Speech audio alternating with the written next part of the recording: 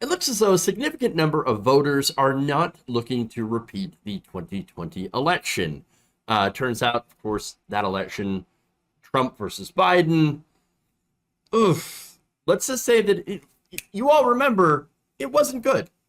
Neither was 2016 Trump versus Clinton. That ended up worse, but still, the United States, the voters, regular people, they're looking at possible 2024 matchup between those two and saying, "Oh dear God, not again, not again." So now that, of course, has Biden and Trump not happy. First, let's go to Biden. On Tuesday, the New York Times reported that the same pollster that showed about 3 and 4 Democrats were interested in nominating a replacement for President Joe Biden also found poor signs for former President Donald Trump among GOP voters. For Biden, I gave you this poll yesterday. I think it's really important. 94% of voters under 30 want to replace Joe Biden at the top of the ticket, to replace him with somebody else. I don't know who else. There are ideas. There are good ideas. There are bad ideas. But there are ideas. I would love to see a progressive in that place run against Joe Biden in a primary election because, look, what we're having right now, I don't think is working. So, that said, devastating, right?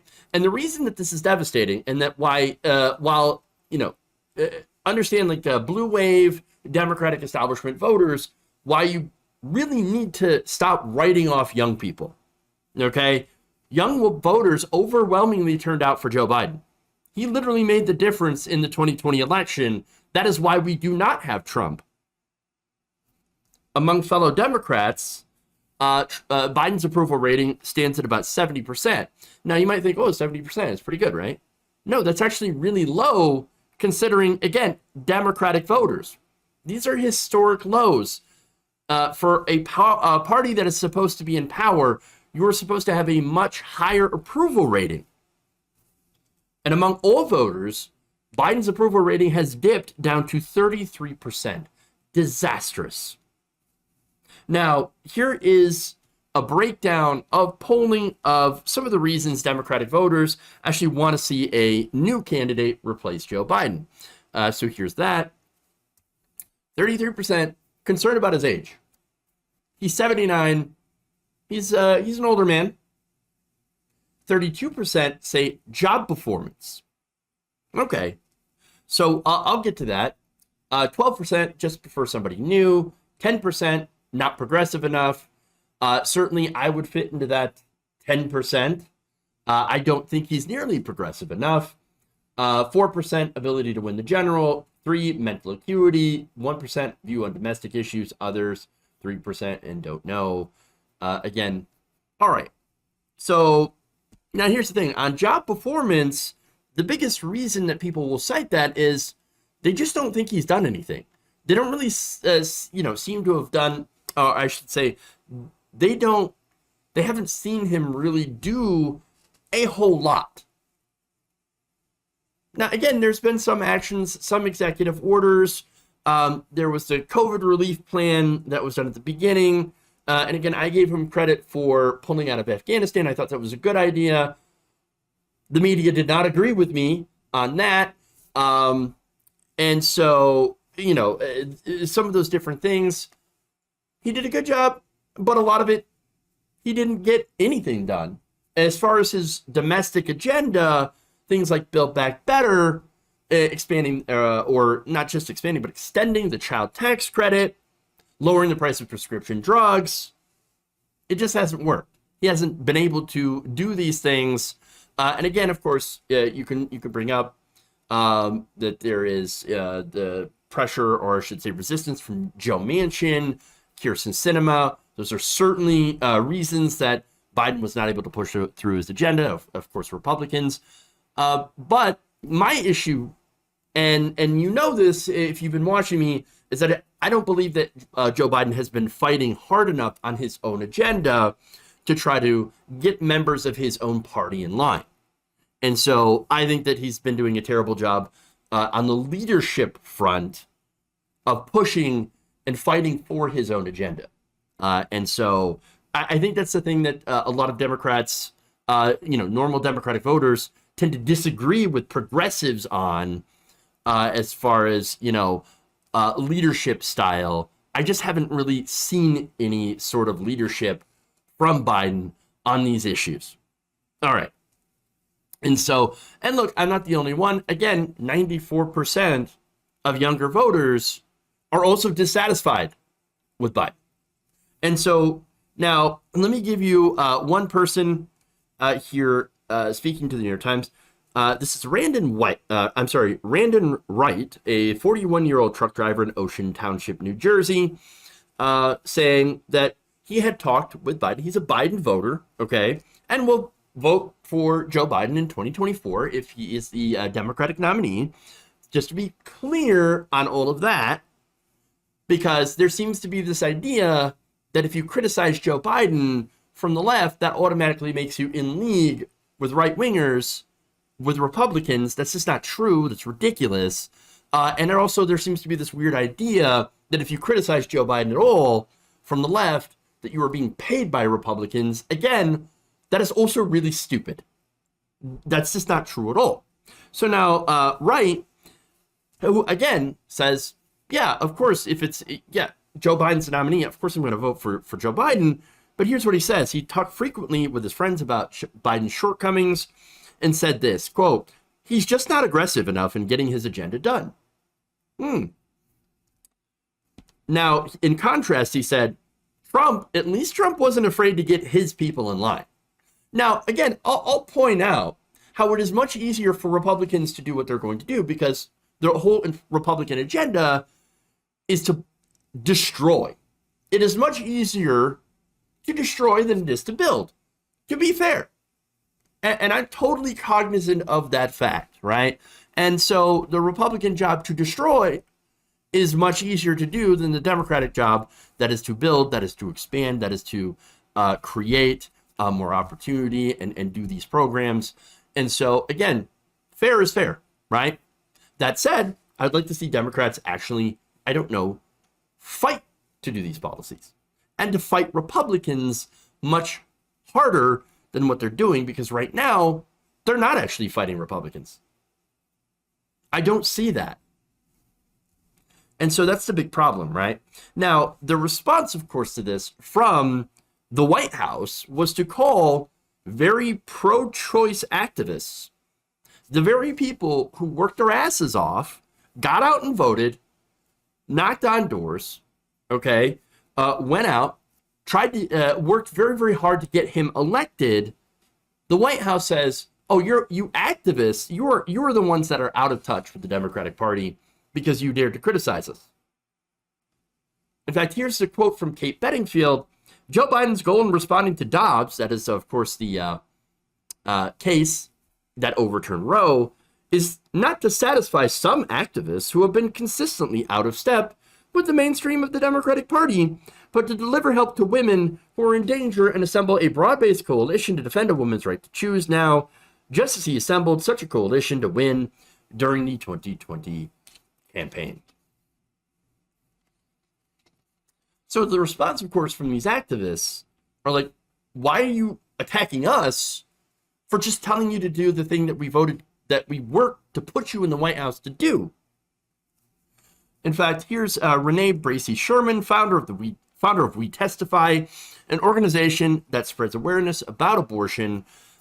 She said, "All this White House has for people who need abortions is empty promises and disrespect."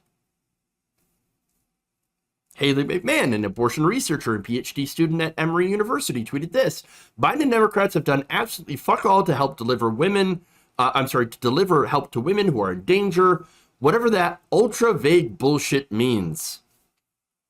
I cannot emphasize enough how badly telling pro-choice women to go fuck themselves right after Roe was overturned is going to go." Not happy. Matt McDermott, a Democratic pollster and strategist, said, quote, it is remarkably concerning that there are members of the Biden administration who seem more frustrated at pro-choice activists than at Republicans who systematically dismantled abortion rights. Exactly.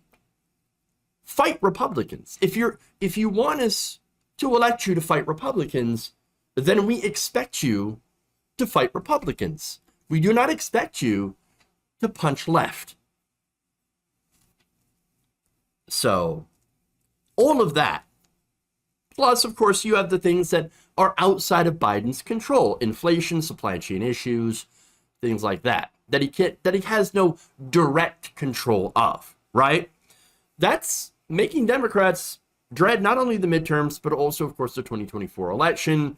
Again, not good. Now, there's one progressive group that does plan to issue a primary challenge to Joe Biden. Again, I'm in favor of it, but I don't exactly know at this moment who can actually put up a good enough challenge to Joe Biden. That said, let's go from Joe to Trump. For Trump, it appears that a lot of his own people have also soured on him. While Trump is still considerably ahead of any GOP challenger, according to an article, he also now only commands a plurality of the party, with just below 50%, and particularly poor numbers among younger and college-educated Republicans. The person who would do best against Trump happens to be Ron DeSantis, and he knows it. He knows it. That's why he's salty at Elon Musk. Elon Musk, who said, I will vote for Ron DeSantis. Ron DeSantis, again, is up and coming. He's pretty much the only person out there who represents a possible challenge to Donald Trump. So that's interesting. In fact, he has about 25% of Republican primary voters, and that's today. If the Republican primary were held today, he would get 25% of the vote, and of course, Trump would still win. These numbers, however, could change.